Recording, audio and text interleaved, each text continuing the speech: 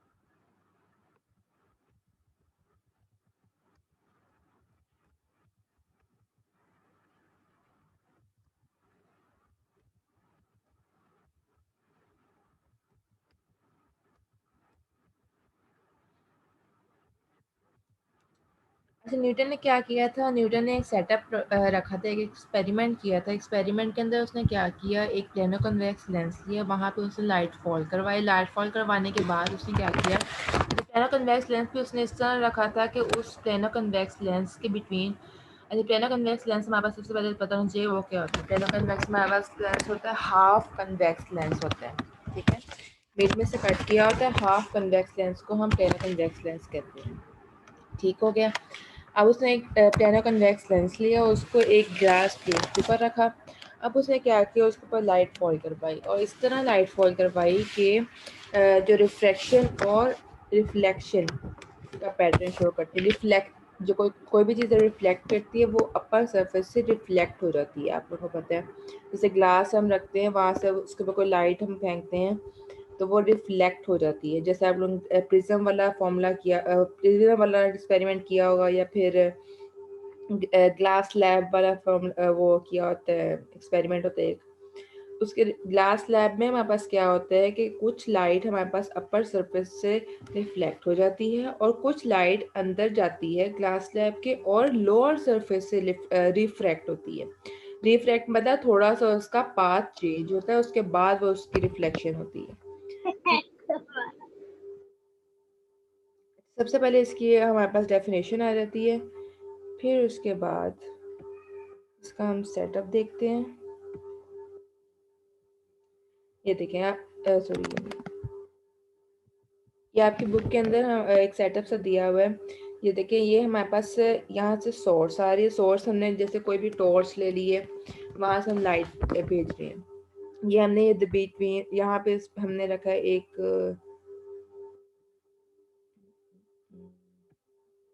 अच्छा, यहाँ पे हमने एक कन्वेक्स लेंस रखा है। कन्वेक्स लेंस हमने इसलिए रखा है क्योंकि अगर हम एक बीम भेजते हैं वो 3 बीम्स में वापस कन्वर्ट हो जाएगी, ठीक है। क्योंकि हमारे पास जो आपको पता है, जो कन्वेक्स लेंस होता है वो हमारे पास रिफ्लेक्शन और डायफ्लेक्शन सारी चीज़ें शो करता है। इसके बाद हमने आगे ग्लास लैब रखी है। ग्लास लैब मतलब सिंपल ग्लास की प्लेट रखी है हमने यहाँ पर, और यहाँ पे हमने एक प्लेनो कन्वेक्स लेंस रखा है और नीचे हमने ग्लास लैब रखी है। ठीक हो गया। और यहाँ पे ऊपर हमने एक माइक्रोस्कोप रखा है ताकि हम ऑब्जर्व कर सकें उसका रिफ्रैक्शन, डिफ्रैक्शन और इंटरफेरेंस पैटर्न, कंस्ट्रक्टिव इंटरफेरेंस हो रही है या फिर डिस्ट्रक्टिव इंटरफेरेंस हो रही है, ये सब कुछ हम नोट कर सकते हैं। अब हमने क्या किया, सोर्स से हमने लाइट भेजी है। सोर्स से जब हमने लाइट भेजी तो कल लेक्चर लेंगी आप या नहीं मैम? जी मैं कल लेक्चर लूँगी, और आप लोग मुझे बता दें आप लोग किस टाइम ले सकते हैं। एक टाइम मेरे पास है या तो सुबह सुबह, बिल्कुल सुबह सुबह से मुराद मेरा है 6 बजे के बाद, नमाज पढ़ के फिर मेरा लेक्चर ले लें। एक ये हमारे पास ऑप्शन है, दूसरा ऑप्शन है शाम को 6 बजे।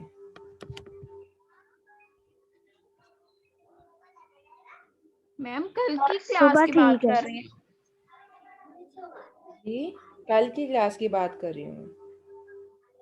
कल तो संडे है मैम, कल तो ना लें। नहीं नहीं वो जरूरी नहीं है, आपकी एक्स्ट्रा क्लास ली ना ली पूरा वीक, तो कल आपकी क्लास होगी। ठीक है मैम, फिर सुबह सुबह की ठीक है। सुबह 6 बजे सारे ले लेंगे? जी मैम कितने बजे तक है? जी मैं सुबह 6 बजे कर लें। 6 बजे से 7 बजे तक होगी मैक्सिमम, 7, हाँ 7 बजे तक हो जाएगी। मिस आप शाम को ले लें। मिस शाम को लो, मिस सुबह सुबह नहीं, आप मिस शाम को ले शाम को लीजिए। ठीक है। ठीक है फिर आप लोग क्लास में पहले डिस्कस कर लें, उसके बाद मुझे बता दें शाम को या सुबह जब भी आप चाहें। मिस शाम को ठीक है। ठीक है शाम को ले लें, कल शाम 6 बजे। Okay miss. ठीक है। अच्छा हमने यहाँ पे क्या किया, यहाँ पे हमने प्लानो कन्वेक्स लेंस रखा और नीचे हमारे पास ग्लास लैब थी। अब यहाँ से हम लाइट सोर्स से हमने लाइट भेज रहे हैं। लाइट इस तरह भेज रहे हैं कि हमारे पास एक रे ये जा रही है, एक हमसे मिड में जा रही है और एक हमारे पास नीचे वाली जा रही है। सबसे पहले वो देख लेते हैं, सबसे फर्स्ट वाली रे को लेते हैं। फर्स्ट वाली रे गई, यहाँ पे हमारे पास ग्लास लैब से वो रिफ्लेक्ट हुई, रिफ्लेक्ट होकर वो नीचे प्लेनो कन्वेक्स लेंस की तरफ आई। अब एक बात ये कि प्लेनो कन्वेक्स लेंस और उसकी लोअर सरफेस के दरमियान, उसकी लोअर सरफेस और इस ग्लास लैब की अपर सरफेस के दरमियान एक एयर की फिल्म बन जाती है। एयर की फिल्म मतलब एयर आ जाती है बिटवीन, दोनों के बिटवीन ना एक लेयर ऑफ एयर आ जाती है। ठीक है, उसको हम कहते हैं कि एयर की फिल्म बन गई। एयर की फिल्म इस तरह बनी है कि आप देखिए जब हमारे पास यहाँ से लाइट आएगी, इस कन्वेक्स लेंस से गुजरी, नीचे हमारे पास ग्लास की प्लेट है। अब कुछ पार्ट इस लाइट का उसी वक्त रिफ्लेक्ट हो जाएगा अपर सरफेस से। नहीं मेरा होना पता बहुत ही बदतमीज हुई जा बच्चे म्यूट कर ले अपना माइक। मेरा कुछ भी मेरे साथ तो बदतमीजी करके कहाँ जाओगी? क्या मेरे साथ बदतमीजी करोगी? मैं तो सुन लूंगी आगे जाके क्या करोगी। अरे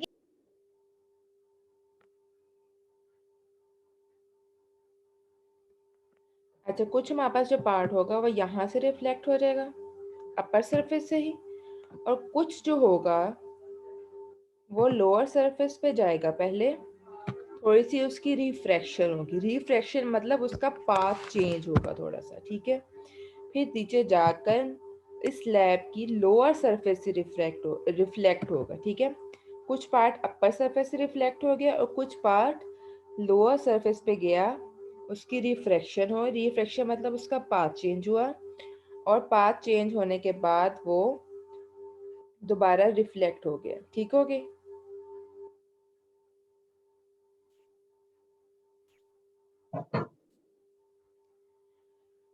दोबारा रिफ्लेक्ट हो गया। अब रिफ्लेक्ट होने के बाद क्या हुआ कि हमारे पास ऊपर हमने माइक्रोस्कोप रखा हुआ है। माइक्रोस्कोप के अंदर जो हमारे पास फर्स्ट रिफ्लेक्शन होगी, एक तो हमें वो शो होगी और दूसरी हमारे पास सेकंड रिफ्लेक्शन शो होगी। अब जब हमारे पास फर्स्ट रिफ्लेक्शन है या दूसरी रिफ्लेक्शन है, दोनों के बिटवीन थोड़ा सा पाथ, हमारे पास पाथ डिफरेंस आ रहा है कि मतलब यहाँ से हमें कुछ ना कुछ कोई ना कोई इमेज मिलेगी, कोई ना कोई कंस्ट्रक्टिव इंटरफेरेंस शो होगी हमें। और फिर उसके बाद इस यार मैम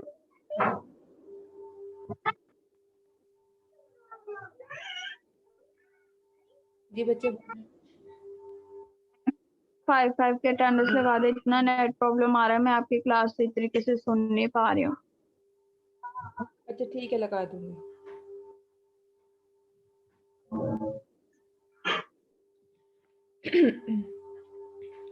सुबह टाइम है या शाम टाइम है बच्चों, आप लोग डिस्कस कर लें, बाद में मुझे बता देना, जब आप कहेंगे मैं ले लूंगी। अच्छा मैं क्या बता रही थी कि हमारे पास फर्स्ट एक तो रिफ्लेक्शन यहाँ पे शो होगी और सेकंड रिफ्लेक्शन हमारे पास यहाँ पे शो होगी। एक हमारे पास यहाँ पे फ्रिंज शो होगी और दूसरी फ्रिंज हमारे पास यहाँ पे शो होगी। यहाँ पे जो हमारे पास फ्रिंज शो होगी वो हमारे पास कंस्ट्रक्टिव होगी और यहाँ पे भी हमारे पास कंस्ट्रक्टिव शो होगी। अब जो बिटवीन इन दोनों के दरमियान में जो पाथ आ रहा है वहाँ पे हमारे पास कोई भी फ्रिंज शो नहीं होगी। मतलब मे बी वहाँ पे डार्क एरिया हो सकता है, मे बी वहाँ पे लाइट एरिया हो सकता है, वो तो डिपेंड कर रहा होता है कि हम उसको किस तरह सेटअप ले किस तरह रहे हैं। लेकिन हमारे पास जो मेन बात यह है कि यहाँ पे एक हमारे पास फ्रिंज शो होगी और यहाँ पे हमारे पास फ्रिंज शो होगी और उनके दरमियान जो हमारे पास डिस्टेंस है वहाँ पर हमारे पास कोई भी फ्रिंज शो नहीं होगी। GICS की भी कल होगी।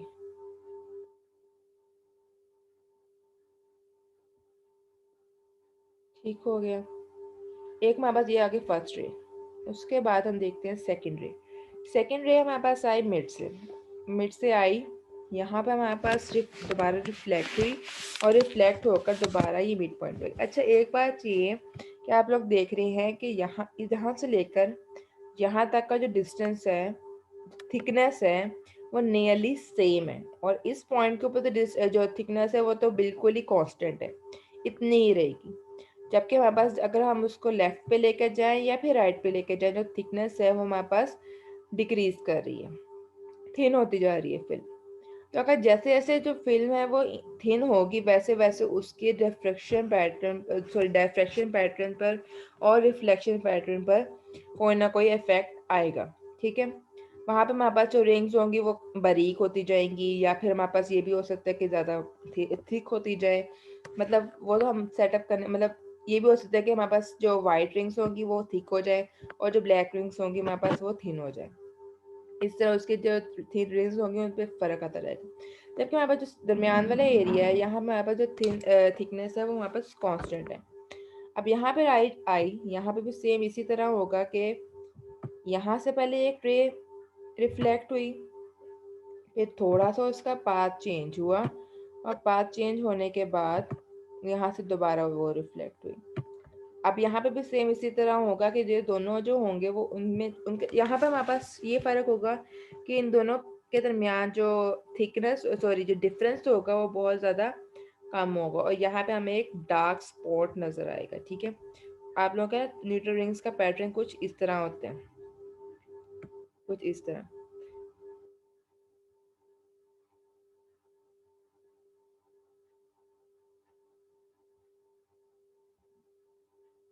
दरमियान में एक डार्क स्पॉट होता है, फिर हमारे पास एक लाइट कलर की ब्राइट फ्रिंज आ जाती है, फिर एक डार्क फ्रिंज आती है, फिर लाइट फ्रिंज, फिर डार्क फ्रिंज। और आप लोगों को पता है जब हमारे पास ब्राइट फ्रिंज आती है उसका मतलब होता है कंस्ट्रक्टिव इंटरफेरेंस हो रही है और जब डार्क फ्रिंज आती है तब हमारे पास डिस्ट्रक्टिव इंटरफेरेंस हो रही होती है।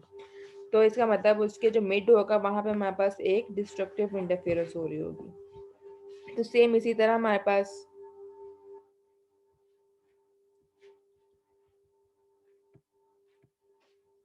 अच्छा सेम इसी तरह हमारे पास थर्ड रे के साथ होगा। थर्ड रे भी यहाँ से आएगी, यहाँ से रिफ्लेक्ट करेगी और यहाँ से हमारे पास दोबारा यहाँ से इसकी रिफ्लेक्शन होगी। पहले यहाँ पे हमारे पास रिफ्लेक्शन होगी, फिर थोड़ा सा पाथ चेंज होगा उसका और फिर यहाँ से हमारे पास इसकी रिफ्लेक्शन होगी। दोनों पाथ के बिटवीन जो हमारे पास डिस्टेंस होगा वो कांस्टेंट होगा। ठीक है, और यहाँ पे हमारे पास कोई ना कोई फ्रिंज शो होगी और यहाँ पे हमारे पास कोई ना कोई फ्रिंज शो होगी। ये हमारे पास सिंपल थे न्यूटन रिंग्स।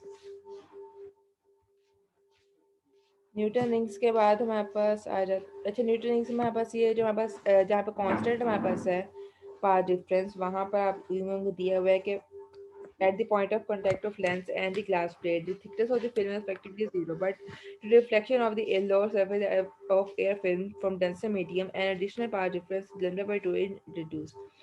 कि हमारे पास ये जहाँ पे ओ पॉइंट है, जहाँ पे हमारे पास थिकनेस है वो नियरली जीरो है, यहाँ पे कांस्टेंट कह सकते हैं, वहाँ पे हमारे पास पाथ डिफरेंस होगा वो इक्वल होगा लैम्डा बाय 2 के। बस इस वाले न्यूट्रॉनिक्स में कोई बात नहीं समझ आई है तो पूछ लें।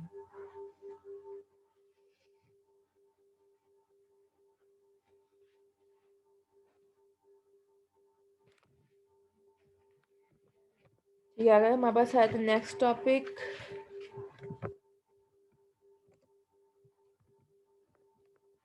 नेक्स्ट टॉपिक हमारे पास है Michelson interferometer.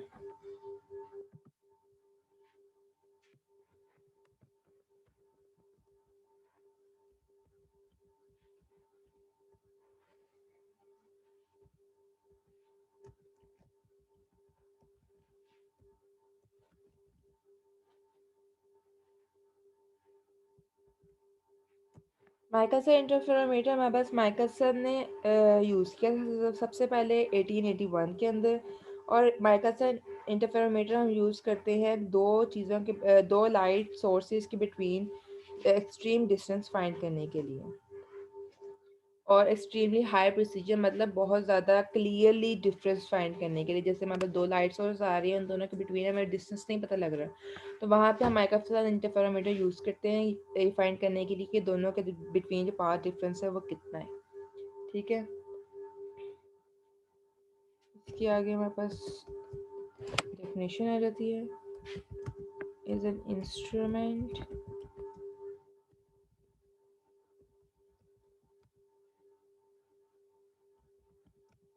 that can be used to measure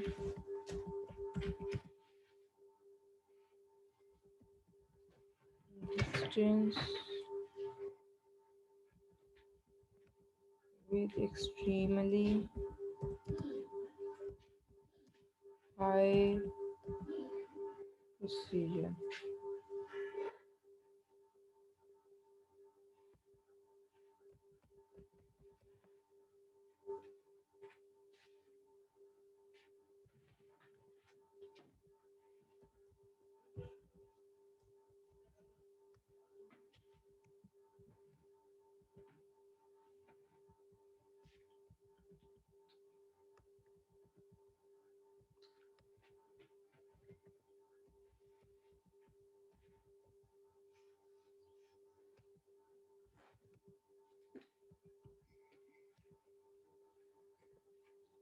Next comes its principle.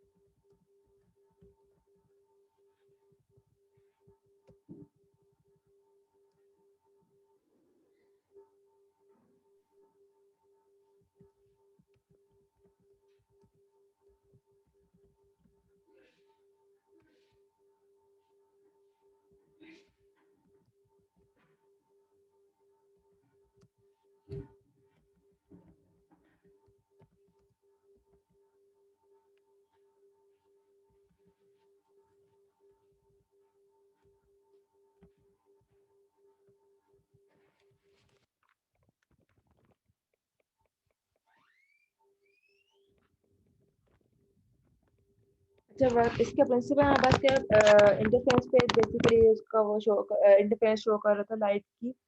अब जब लाइट एक सिंगल सोर्स से आती है और दो पार्ट्स के अंदर स्प्लिट हो जाती है, तो हमारे पास और स्प्लिट और जब वो दोबारा इंटरफेयर करती है तो हमें एक इंटरफेरेंस पैटर्न मिल जाता है। अच्छा, इसके आगे हमारे पास इसकी कंस्ट्रक्शन दी हुई है।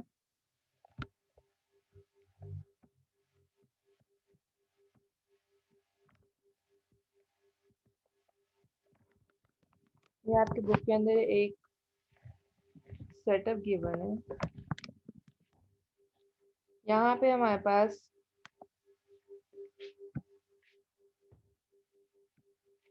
यहाँ से हमारे पास लाइट आ रही है। एक हमने ग्लास स्लैब यहाँ पे रखी हुई है और दूसरी ग्लास स्लैब हमने यहाँ पे रखी हुई है, ठीक है। और आगे हमने एक फिक्स मिरर रखा हुआ है। अपर साइड पे हमने मूवेबल मिरर रखा हुआ है।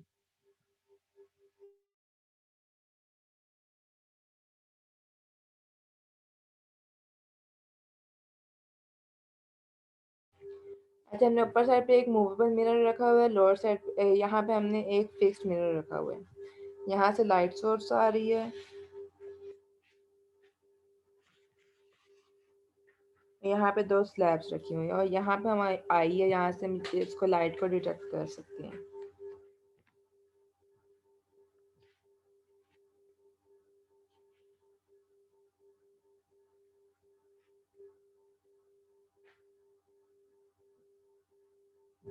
यहाँ सबसे पहले लाइट आएगी और हाफ जो होगी उसकी रिफ्लेक्शन हो जाएगी और हाफ जो उसकी रिफ्रैक्ट होगी, थोड़ी सी रिफ्लेक्ट होगी और वो आगे चली जाएगी। और हाफ जो कि रिफ्लेक्ट होगी, रिफ्लेक्ट होके वो इस मिरर में चली जाएगी सबसे पहले। इस मिरर में जाने के बाद वो फिर या तो उसकी रिफ्लेक्शन होगी या फिर उसकी रिफ्लेक्ट यहाँ से फिर जाएगी, यहाँ पे उसकी रिफ्लेक्शन होगी। रिफ्लेक्शन होकर हमारे पास इस आई के अंदर हमें नजर आएगी। एक हमें लाइट सोर्स यहाँ से नजर आ गई, लाइट हमें यहाँ से नजर आई। उसके बाद यहाँ पे एक चीज हमारे पास रिफ्रैक्ट हुई थी। रिफ्रैक्ट होने के बाद क्या हुआ था, ये नेक्स्ट क्लास के अंदर चली गई थी। यहाँ से नेक्स्ट क्लास में गई, नेक्स्ट क्लास के अंदर भी सेम इसी तरह हुआ। हाफ पार्ट उसका रिफ्लेक्ट बैक हो गया और हाफ पार्ट उसका रिफ्रैक्ट हो गया। रिफ्रैक्ट होने के बाद क्या हुआ कि वो आगे चली गई नेक्स्ट क्लास के अंदर। नेक्स्ट क्लास के अंदर जब वो गई तो उसकी कंप्लीट रिफ्लेक्शन हो गई, ठीक है।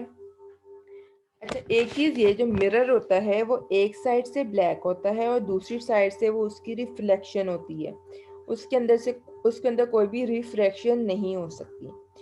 जबकि हमारे पास जो ग्लास स्लैब होती है वो दोनों साइड से प्लेन होती है और उसके अंदर रिफ्रैक्शन हो सकती है, उसमें से लाइट पास कर सकती है, जबकि मिरर के अंदर से लाइट पास नहीं कर सकती है।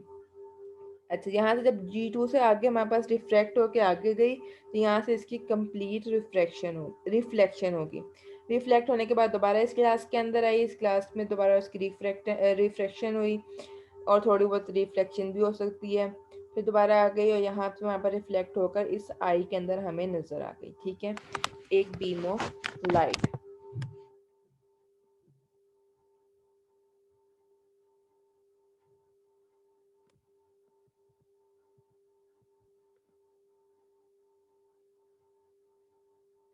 अच्छा, ये हमारे पास इसका पूरा पैटर्न था। अब ये पूरा पैटर्न देखने के बाद इन्होंने क्या किया, इन practical interferometer mirror M1 is के मूव्ड। अगर हम चाह रहे हैं कि हमें डिफरेंट किस्म के लाइट बीम्स नज़र आए तो हमने इधर ऊपर मूवेबल मिरर लगाया हुआ है ताकि हमें डिफरेंट काइंड्स ऑफ पैटर्न मिल सकें, ठीक है। अगर जैसे जैसे हम मूव करते जाएंगे वैसे वैसे इसकी रिफ्लेक्शन चेंज होती जाएगी। रिफ्लेक्शन चेंज होगी, हमें डिफरेंट काइंड्स ऑफ पैटर्न मिलते जाएंगे ना उसके लाइट के, उनके बिटवीन डिस्टेंस पता लग सकता है हमें इसका।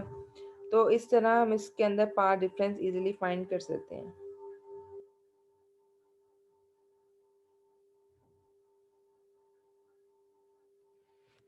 अच्छा, अगर हम M1 को λ/2 डिस्टेंस से रिप्लेस करते हैं, ठीक है, अगर हम उसको λ/2 डिस्टेंस से डिस्प्लेस करते हैं तो हमारे पास जो पाथ डिफरेंस हमें यहाँ पे नज़र आएगा, हमारी आई के अंदर जो नज़र आएगा वो डबल होगा। मतलब λ/2 प्लस λ/2 इज इक्वल टू पूरा लैम्डा हमें नज़र आएगा, ठीक है, जो हमारे पास पाथ डिफरेंस हमें नज़र आएगा। क्योंकि यहाँ पे रिफ्लेक्शन हो रही है, इंटरफेरेंस हो रही है, कंस्ट्रक्टिव भी हो सकती है, डिस्ट्रक्टिव भी हो सकती है।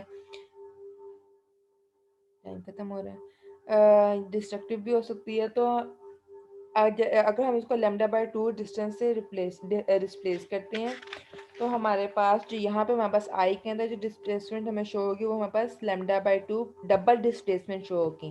That is λ/2 plus λ/2 that is equal to lambda, ठीक है।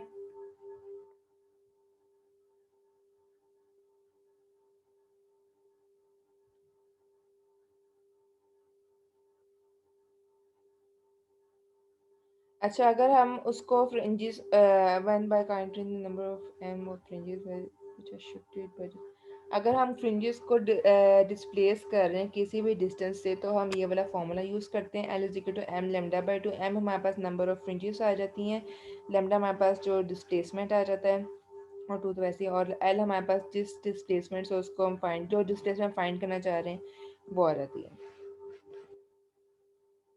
अच्छा, ये दो हमारे पास इसके यूजेस आ जाते हैं कि very precise length measurement can be made with an interferometer. इस इंटरफेरोमीटर के साथ हम बहुत प्रिसाइज किस्म की लेंथ मेजरमेंट्स कर सकते हैं। The motion of m1 is lambda by 4 produces a clear difference between brightness and darkness. अच्छा, दूसरी बात एक लिखी हुई है इंपॉर्टेंट, ये कि मोशन ऑफ, अगर हम m1 को लैम्डा बाय 4 से उसको डिस्प्लेस करते हैं, उसको मूव करते हैं, तो हमारे पास ब्राइट और डार्क फ्रिंजेस के बिटवीन जो डिस्टेंस है या फिर डिफरेंस है वो हमें क्लियरली नज़र आता है अगर लैम्डा बाय 4 डिस्टेंस में हम उसको डिस्प्लेस करते हैं तो।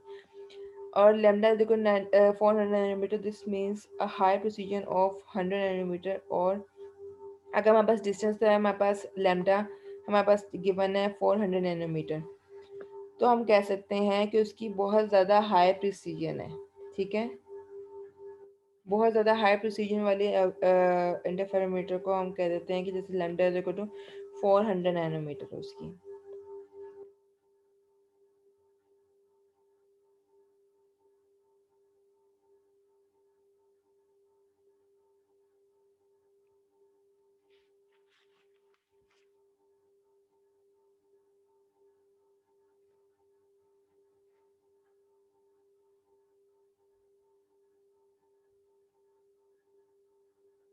अच्छा, मैं अटेंडेंस लेने लगी हूँ, जिसकी भी अटेंडेंस आती है वो अपने आप को अनम्यूट करके अटेंडेंस लगवा लें।